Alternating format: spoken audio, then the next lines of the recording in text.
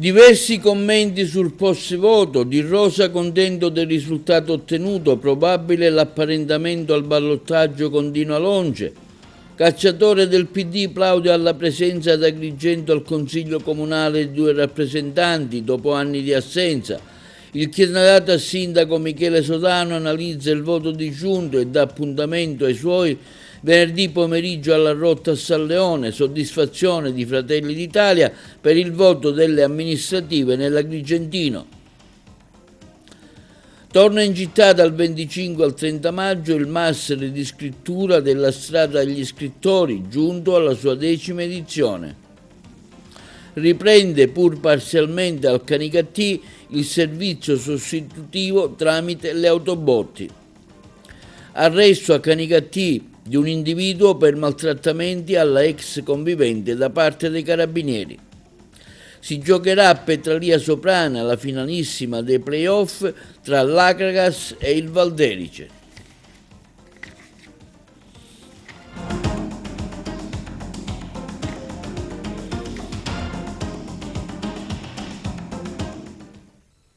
Buongiorno, benvenuti con l'appuntamento di TV Notizie di oggi, mercoledì 27 maggio. L'intervista a Giuseppe Di Rosa dopo il brillante risultato elettorale ottenuto in queste amministrative, che raccoglie il consenso di ben 3.546 elettori, pari all'11,97%. Adesso si pensa al ballottaggio con un probabile suo apparentamento al candidato sindaco Alonge. Noi lo abbiamo intervistato. Giuseppe Di Rosa, intanto un commento del risultato elettorale ottenuto, se lo aspettava questo grande sostegno da parte degli elettori agrigentini? Sì, mi aspettavo un grande sostegno, ci siamo fermati a 3.546 sostenitori, grazie a tutti 3.546. È un grande risultato, una lista civica che riceve questo consenso preciso, e faccio notare a tutti che sono da parte delle liste il candidato più votato. Io ero con una sola lista e prende l'11,97. Gli altri hanno avuto 5, 6, 4, 3 liste, nessuno ha raggiunto il mio obiettivo. Il voto disgiunto c'è stato, è stato naturalmente molto favorevole a noi, c'è un consenso, la città ha risposto, la città ha capito la bontà del mio programma e adesso siamo qua in corsa per questo ballottaggio per il quale io ho lottato, e se la città oggi ha capito che Agrigento doveva essere pacificata e non continuare a essere vilipesa, è grazie al lavoro che ho fatto. C'è il ballottaggio, aspetteremo il responso del ballottaggio. Il rammarico che nessun rappresentante delle liste è riuscito a entrare perché non è scattato il 5%. E vabbè, ma questo onestamente era un obiettivo difficile da raggiungere, perché avevamo tutti neofiti della politica, candidati. Abbiamo una delle candidate più votate da noi, è stata con 207 voti l'Emanuela Fragapane, ma nulla più poi. Ma purtroppo sapevamo che avevamo questo handicap, ma abbiamo sopperito con il voto disgiunto e il voto secco al sindaco. Si aspettava questo risultato elettorale? Sì, la città ha risposto, la città adesso va ricompattata, la città deve andare in una direzione che è quella della pacificazione. Qualcuno ha parlato di pacificazione, ma proprio loro non l'hanno voluto fare. Io sono stato qui, ripeto, ho lanciato, qualcuno ha criticato la mia apertura. Io per la città di Agrigento, come amo io la città di Agrigento, nessuno mai ha dimostrato di amarla come me.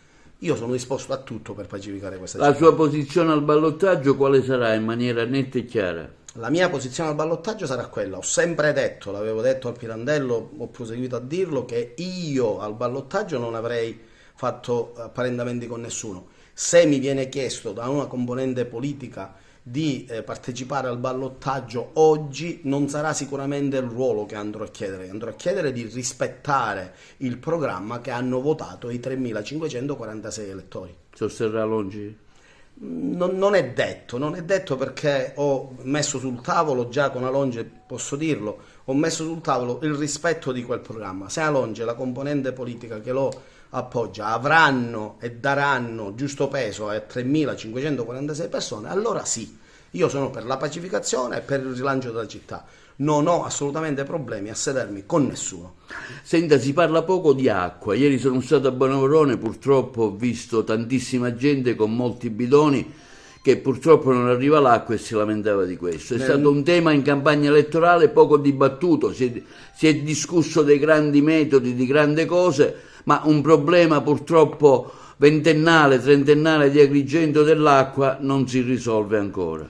Sono uno dei componenti della consulta di AICA, siamo stati cacciati da questa presidente che ho sempre ritenuto non sia idonea a guidare questa componente di sottogoverno. Ho detto che AICA o viene rilanciata con un forte contributo, non con un finanziamento da parte della regione, o va rimessa in moto un'altra macchina che potrebbe essere anche quella della gestione idrica da parte di tutti i comuni componenti. AICA va rilanciata. O rilanci e allora va bene, altrimenti così come è gestita non va bene, non manca l'acqua, c'è una situazione aberrante, stanno rifacendo le reti idriche, non ritengo che sia un problema. Ma questo problema delle autobotti, il problema delle autobotti, molta gente si lamentava che non arrivano più le autobotti. Il problema delle autobotti è un volere quasi politico. E lo dico oggi in tempi non sospetti, non si può chiedere agli abitanti di certe zone di Agrigento di avere la carta in regola, assolutamente, ma se tutti sanno che quella componente non può essere regolarizzata, come vai a proporgli di firmare un atto notorio nel quale dichiarano di fatto il falso?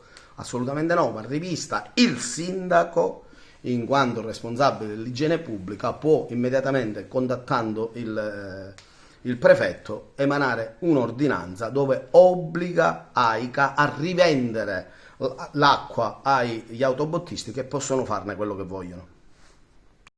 E i risultati elettorali di queste amministrative consegnano al Partito Democratico di Agrigento un esito straordinario che vede il PD ritornare al Consiglio Comunale di Agrigento dopo anni di assenza. Continueremo il nostro sostegno al candidato a sindaco Michele Sodano. Questo quanto affermato in un comunicato stampa dal segretario provinciale del PD Francesco Cacciatore e Servizi. I risultati di questa tornata elettorale amministrativa consegnano al Partito Democratico della provincia di Agrigento un esito straordinario che ci riempie di orgoglio e ci carica di una grande responsabilità. Questo è il commento a caldo del segretario provinciale del Partito Democratico della provincia di Agrigento Francesco Cacciatore a seguito dello spoglio delle schede per il rinnovo dei consigli comunali e dei sindaci della provincia. Il voto alle urne parla chiaro, la proposta politica del PD, fondata sulla serietà, sul rinnovamento della classe dirigente, sul radicamento territoriale, è stata premiata dai cittadini.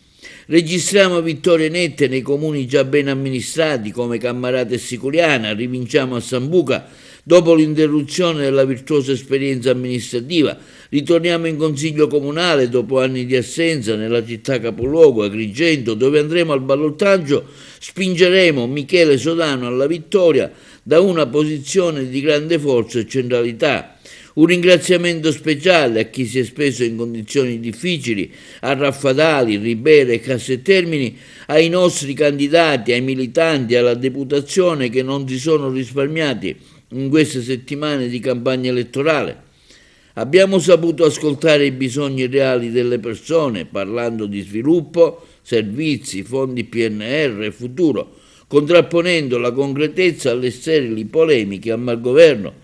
Da domani, conclude il segretario provinciale della frazione del PD di Agrigento Francesco Cacciatore, nell'auspicare la costituzione degli organismi provinciali, continueremo il lavoro sui territori per rafforzarci e confermarci quale perno insostituibile dell'alternativa della provincia di Agrigento. Sentiamo adesso il candidato a sindaco Michele Sodano in una sua riflessione sul post elezioni e sul voto disgiunto arrivato da 5.300 preferenze che vede la presenza in Consiglio Comunale ad Agrigento di 5 consiglieri dello schieramento e dà appuntamento a venerdì alle ore 18 a San Leone alla Rotta. Cari agrigentine, cari agrigentini, grazie. Oggi è un momento del ringraziamento.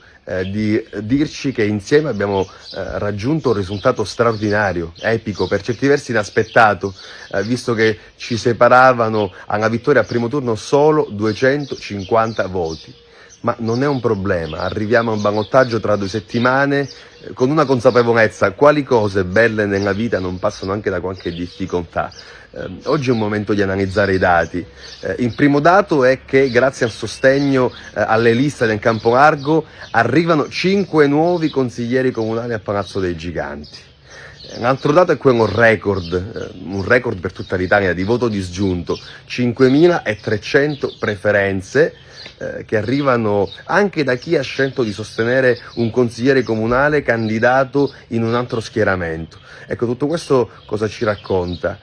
Che c'è una voglia trasversale di cambiare pagina ad Agrigento, di inaugurare un metodo di buon governo basato su una programmazione, su una progettazione per restituire un futuro radioso alla nostra città.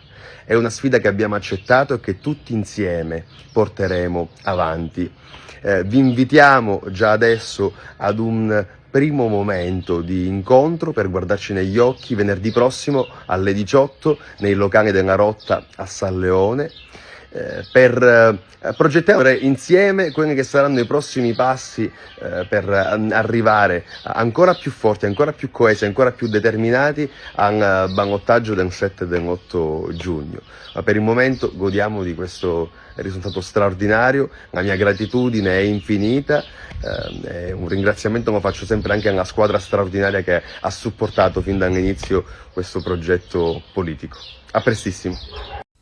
Il risultato elettorale consegnato dalle urne ad Agrigento rappresenta una pagina storica per Fratelli d'Italia. Questo quando dichiarato in una nota stampa dal deputato nazionale Lillo Pisano.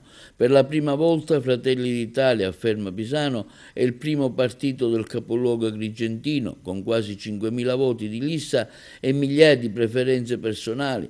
Fratelli d'Italia non solo si afferma come principale forza politica cittadina, ma registra anche la percentuale più alta ottenuta dal partito tra tutti i comuni siciliani chiamati al voto. Fratelli d'Italia, conclude Pisano, continuerà a essere una forza di governo credibile, concreta e vicina alle esigenze reali della comunità, con l'obiettivo di costruire una città più moderna, efficiente e orgogliosa della propria identità. E grande soddisfazione viene espressa dal deputato regionale agrigentino, onorevole Giussi Savarino, per il voto ottenuto da Fratelli d'Italia in provincia. Sentiamola in questa sua videodichiarazione. Amministrativa in provincia di Agrigento. Partiamo dal dato che mi sta più a cuore.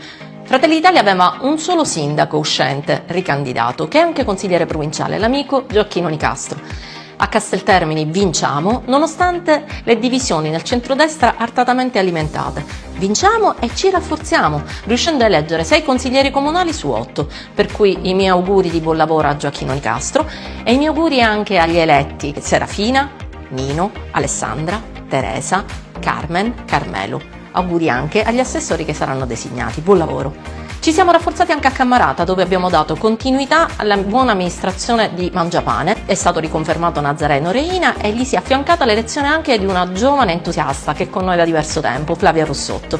Avremo un assessore in giunta che è la giovane Rosalinda Maggio. Ci siamo rafforzati a Camastra, dove l'amico Igor Di Caro andrà ad affiancare il sindaco Dario Gaglio. Ci siamo rafforzati a Siculiana con l'elezione di Giacomo Consolo. Abbiamo eletto consiglieri comunali a Ribera. Insomma, abbiamo consolidato una presenza. Ad Agrigento Fratelli d'Italia è la prima lista.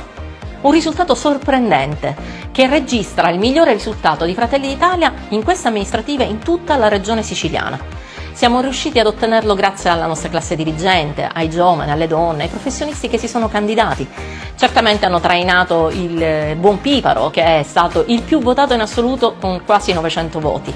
Spataro, che ha superato gli 800 voti, ma così come Gramaglia, Ciulla, Laura Vento, ma anche grazie ai tanti che si sono candidati e non hanno raggiunto il risultato. Sergio, Gabriella, Gioacchino, Giusi, tanti amici che Fratelli d'Italia non dimenticherà, fanno parte della nostra famiglia e della nostra squadra. Siamo al ballottaggio, ecco la nota dolente. Qualcosa non ha funzionato se i voti di lista non sono riusciti a trainare il nostro candidato a sindaco Dino Alonge. Il nostro Luca Sbardella ha provato in tutti i modi durante le trattative a tenere unita la coalizione di centrodestra, ha anche proposto candidature autorevoli, ha cercato di convincere i partiti che stare insieme sarebbe stata una proposta che i cittadini avrebbero premiato. C'è stato qualche gesto di arroganza, sia da un lato che dall'altro, e siamo arrivati spaccati. E quando è così gli elettori ce la fanno pagare sempre. Probabilmente abbiamo avuto anche un gap di conoscibilità del nostro candidato, che è un professionista stimato ma politicamente è neofita, quindi non conosciuto. Sono certa che in questi 15 giorni questo gap verrà recuperato, come sono certa che ritroveremo le ragioni per stare insieme piuttosto che quelle che ci hanno diviso nella prima tornata. Fratelli d'Italia si confermerà con la serietà, la coerenza e gli ideali che ci hanno portato a questo ottimo risultato e che onora tutti noi e soprattutto onora la nostra Premier Giorgia Meloni. Torna ad Agrigento il master di scrittura della Strada degli Scrittori, giunto alla sua 10ª edizione, dal 25 al 30 maggio prossimo. L'edizione dedicata alle parole dell'immagine, tra gli appuntamenti in particolare quello del 29 maggio ad Agrigento al Cine Concordia. Le interviste. Per quanto mi riguarda la lezione l'ho avuta io, è stata un'occasione molto importante, un sincero ringraziamento a Felice Cavallaro dell'invito, ma un sincero ringraziamento soprattutto a tutti i ragazzi che oggi hanno partecipato e che rappresentano il vero futuro della nostra isola. Quindi abbiamo parlato di tante cose, abbiamo parlato dell'immagine, un'immagine non solo dell'azienda che si rappresenta, ma un'immagine propria in quello che uno fa. Approfondire e sviluppare la propria serietà, la propria credibilità a livello locale e in tutto quello che si fa quotidianamente. Veramente una bellissima occasione. Grazie intanto per l'accoglienza. Oggi secondo me si conferma che la Sicilia è un territorio straordinario dove avvengono anche cose ed eventi di questo tipo, che dimostra come la Sicilia sia capace di grandissimo sviluppo culturale, che sono le fondamenta su cui consentire uno sviluppo sostenibile. Io credo che finché esisteranno persone come Felice Cavallaro ed eventi come la Strada degli Scrittori, io credo che in Sicilia ci siano più opportunità che limiti. Mi sembra che la platea fosse molto interessata a quello che è il concetto di limite della conoscenza e quindi gli orizzonti della capacità dell'uomo di vivere con la natura e soprattutto di non danneggiarla definitivamente come qualcuno teme si stia facendo. Questa forte sensibilità nasce anche dal fatto che nella letteratura questa dimensione del rapporto con gli orizzonti, con i limiti insuperabili è molto forte, è qualcosa che ha a che fare con una specie di spirito di necessario superamento dei propri limiti che dai tempi di Ulisse fino ad oggi rappresenta quella sfida faustiana che l'uomo non può non accettare quando si tratta di confrontarsi con, da un lato, l'uso che fa della natura e dall'altro col proprio destino e quindi mette insieme quello che è l'esperienza con quello che è il risultato dell'esperienza, e cioè la conoscenza. Abbiamo parlato di raccontare per immagini attraverso una storia che è una storia iconica, universale, quella di Colapesce, e abbiamo parlato di che come l'illustrazione, anche quella dei libri per bambine e bambini, non riguardi solo l'infanzia ma tutti. Anche perché la letteratura per ragazzi nasce con l'illustrazione, quindi sì, ci sono le illustrazioni, le immagini che noi ci facciamo nella nostra mente, ma ci sono soprattutto quelle che poi gli illustratori e le illustratrici italiani, che sono bravissimi, hanno creato per il mondo delle fiabe e non soltanto. Una bambina o un bambino che non leggono sono più poveri, più miseri anche in termini proprio di bagaglio nell'affrontare la vita, e quindi è fondamentale metterli nelle condizioni di potersi scegliere i libri, e per noi è fondamentale raccontare, parlare, leggere ad alta voce, accompagnarli in questo processo. È vero che le immagini spesso ci scivolano attorno, ma ci sono immagini invece che ci colpiscono e che sono costruite in modo anche da raccontarci la complessità e non soltanto la semplificazione delle cose.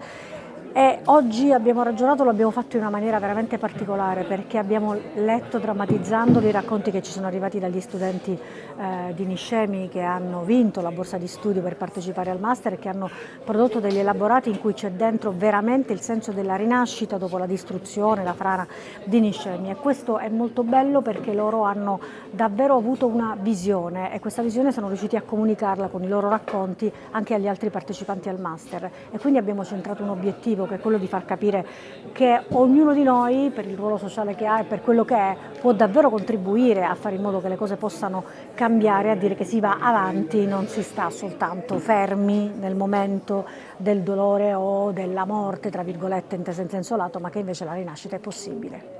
È ripreso, seppur parzialmente, il servizio sostitutivo di approvvigionamento idrico mediante le autobotti al comune di Canicattì, in conformità al percorso operativo definito dal direttivo ATI, successivamente ratificato dall'Assemblea dei Sindaci. L'AICA esprime apprezzamento per il clima di confronto istituzionale che ha consentito, si legge in una nota di AICA, attraverso le interlocuzioni sviluppatesi nelle ultime settimane e gli incontri tenutesi sul territorio, di convergere verso una modalità organizzativa pienamente coerente con quanto previsto dalle determinazioni assunte dall'ATI.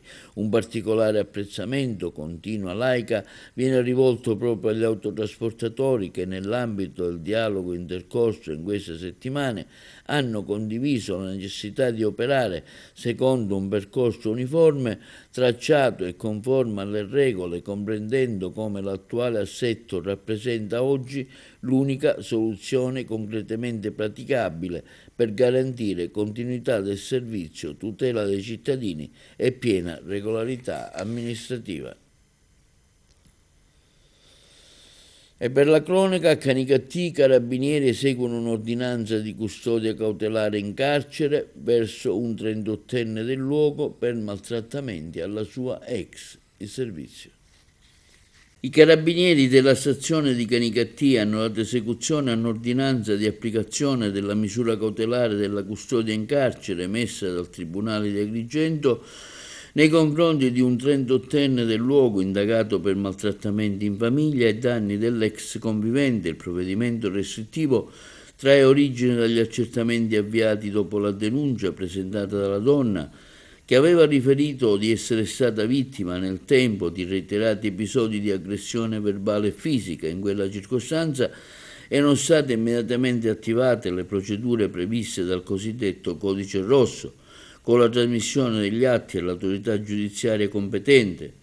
L'attività svolta dai carabinieri ha consentito di ricostruire il quadro indiziario, di documentare una serie di condotte vessatorie e violente che sarebbero state poste in essere dall'uomo nei confronti dell'ex convivente. Gli elementi raccolti sono stati sottoposti alla valutazione dell'autorità giudiziaria competente, che ha disposto nei confronti dell'indagato la misura cautelare della custodia in carcere eseguita dai militari dell'Arma. Al termine delle formalità di rito, l'uomo è stato condotto presso la casa circondariale di Agrigento. L'attività conferma l'attenzione costante dell'Arma dei Carabinieri nel contrasto alla violenza domestica e di genere attraverso l'ascolto delle vittime, la tempestività degli interventi e la stretta sinergia con l'autorità giudiziaria a tutela delle persone più esposte a situazioni di vulnerabilità. Trovato in territorio di Agrigento, nonostante avesse in atto il foglio di via obbligatorio dalla città dei Templi della durata di 3 anni, emesso dal questore di Agrigento nel 2025 con scadenza nel mese di settembre 2028, un 28enne di Favara è stato fermato al villaggio Mosè dagli agenti della sezione volanti impegnati in un controllo stradale lungo il viale Leonardo Sciascia. Controllato, aveva in atto la misura di prevenzione del divieto di ritorno nel comune di Agrigento. Il giovane è stato denunciato in stato di libertà alla Procura della Repubblica di Agrigento per violazione della misura di prevenzione del questore e la sua posizione ora al vaglio degli inquirenti. Recuperata refurtiva per oltre 40.000 euro nel Messinese, denunciate 5 persone. Il servizio da Messina. Operazione congiunta di Carabinieri e Polizia di Stato contro i furti che nelle ultime settimane avevano colpito diversi comuni del comprensorio Nebrodeo. 5 persone sono state denunciate con le accuse di furto e ricettazione al termine di una complessa attività investigativa coordinata dalla Procura della Repubblica di Patti. Nella giornata di ieri, i militari della Compagnia Carabinieri di Sant'Agata di Militello e gli agenti del locale commissariato di Pubblica Sicurezza hanno eseguito una serie di perquisizioni domiciliari e locali nei confronti degli indagati, ritenuti gravemente sospettati di essere coinvolti in numerosi episodi criminosi avvenuti tra Sant'Agata di Militello, Acquedolci e San Fratello. L'indagine è scattata dopo una serie di furti ai danni di strutture pubbliche e attività commerciali del territorio, tra cui 2 istituti scolastici, un centro per l'impiego, un bar e diversi esercizi della zona. Episodi che avevano generato forte preoccupazione tra i residenti. Determinante si è rivelata la stretta collaborazione tra le forze dell'ordine, che hanno sviluppato le indagini senza interruzione attraverso l'analisi incrociata delle immagini dei sistemi di videosorveglianza presenti nelle aree colpite.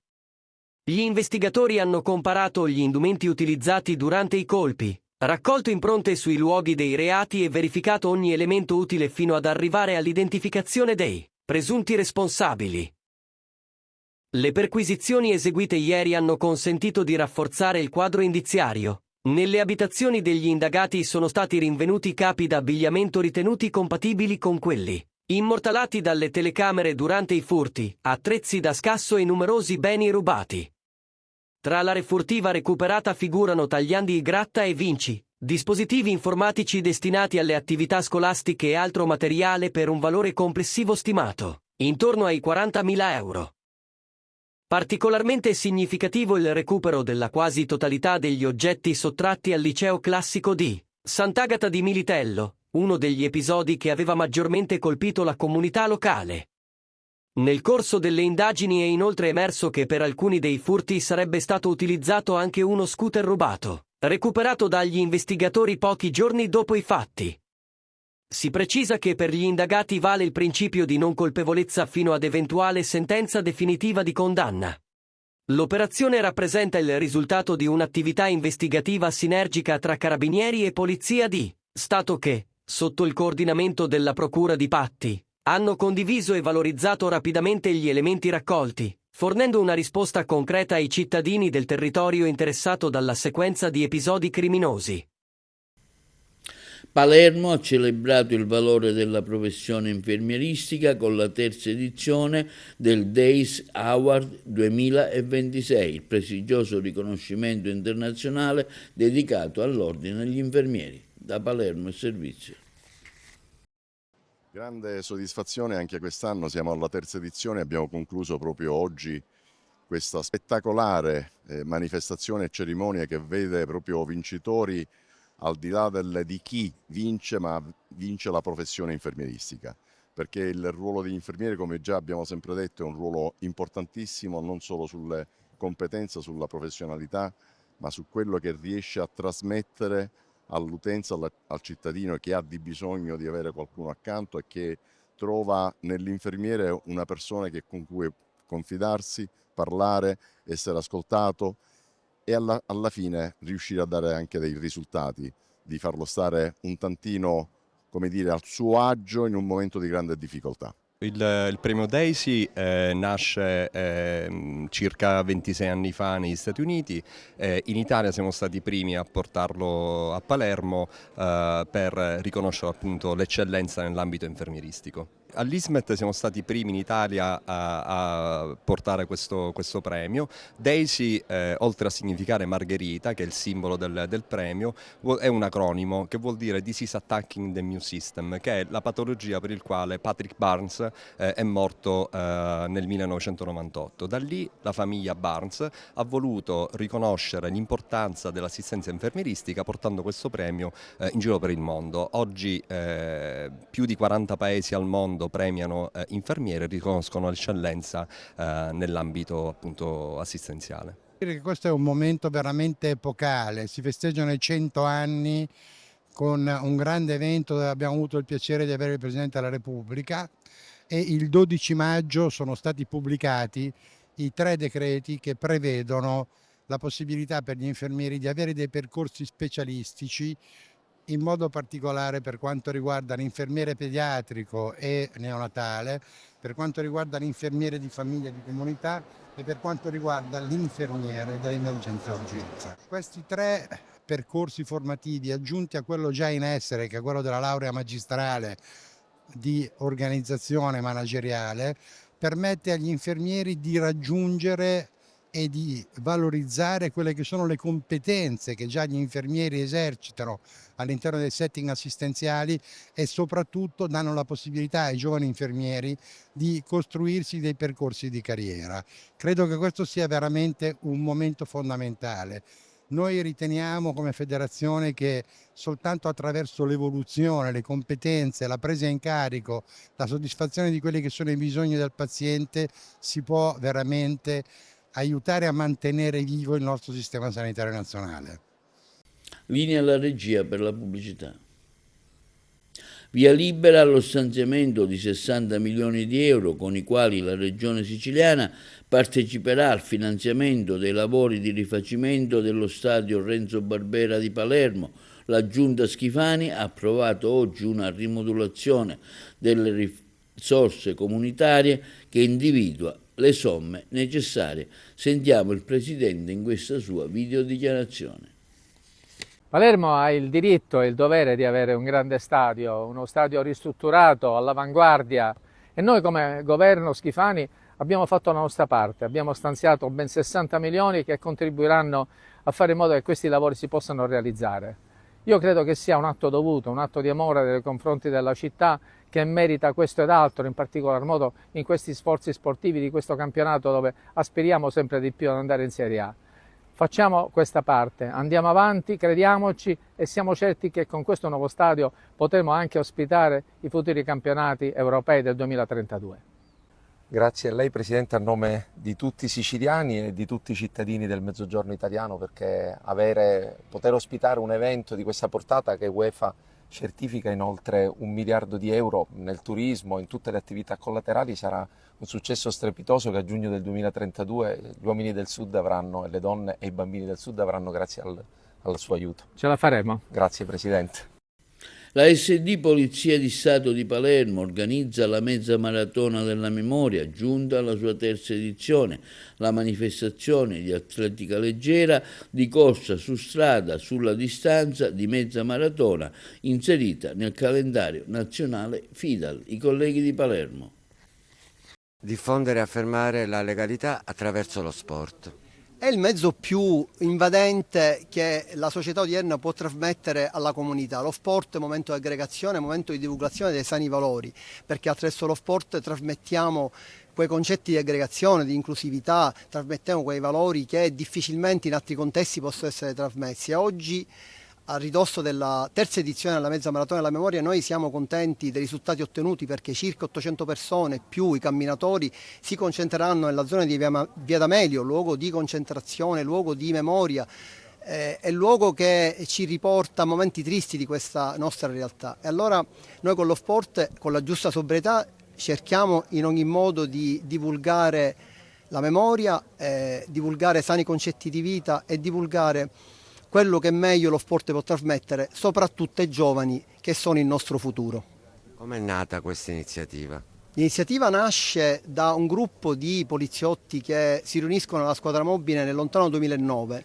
Negli anni a seguire sono state organizzate diverse iniziative e in ultimo nel 2023, dopo tante insistenze da parte degli atleti dell'SD Polizia di Stato, si è deciso di iniziare il primo percorso della mezza maratona della memoria, che ha visto veramente risultati molto inaspettati, tanto che quest'anno abbiamo raggiunto dei numeri nuovi, numeri che ci danno ragione, perché il coinvolgimento della società civile è particolarmente acuito.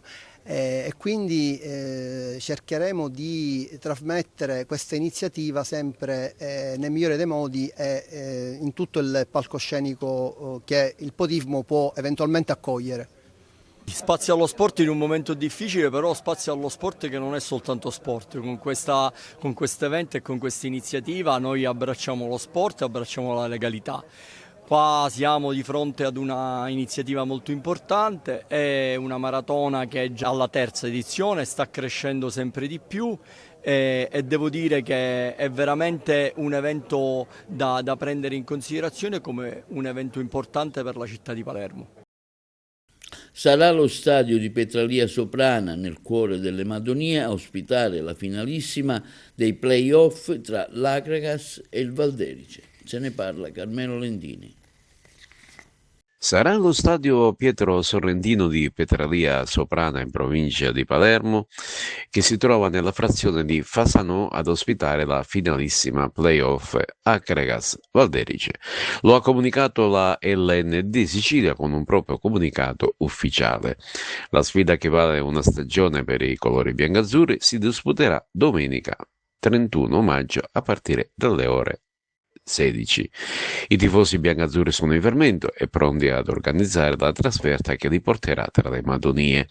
Lo stadio di Petralia Soprana è un terreno di gioco in erba sintetica di ultima generazione e di recente sono stati effettuati anche degli interventi di riqualificazione per la messa in sicurezza e la sistemazione degli spalti.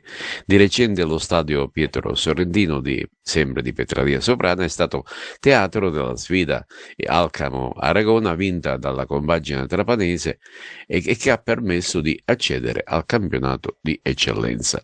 L'organizzazione della gara è stata affidata alla società Città di Petralia Soprana con biglietto d'ingresso di 10 euro che si potrà comprare direttamente al botteghino dello stadio. In caso di parità al termine dei tempi regolamentari saranno effettuati i tempi supplementari e in caso di ulteriore parità si procederà all'effettuazione dei calci di rigore.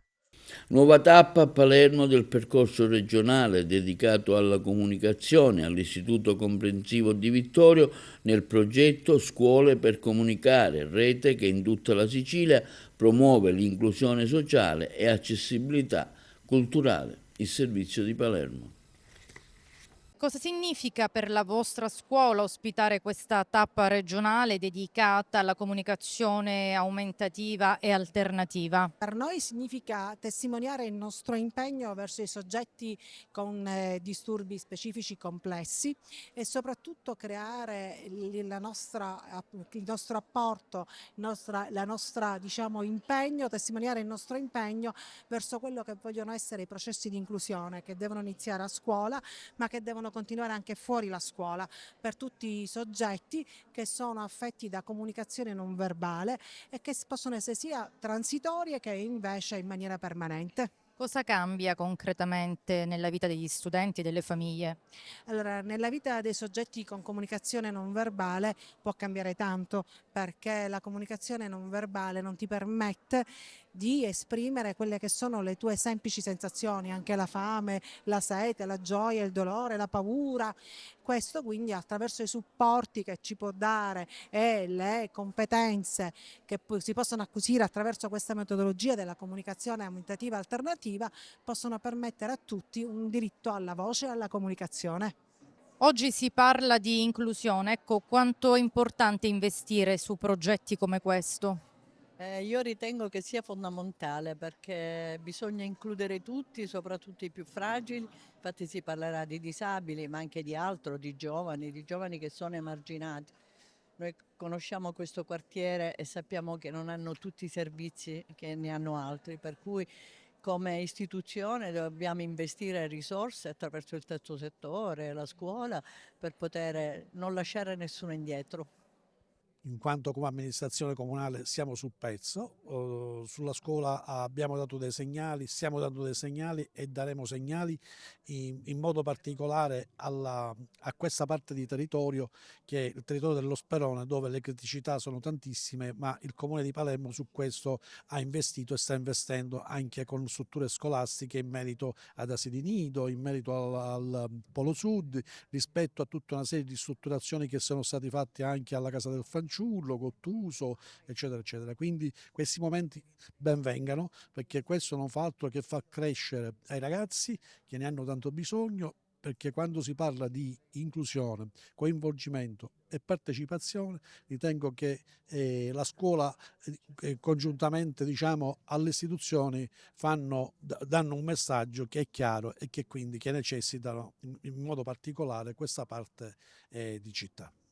E questo è tutto per l'edizione odierna di TV Notizie. Vi ricordiamo che i nostri programmi si possono vedere sul canale 268 del digitale terrestre, in streaming sul sito www.televideagrigento.tv, il telegiornale sul canale 93 di Video Sicilia alle 15 alle 20 e replica la mattina alle 9.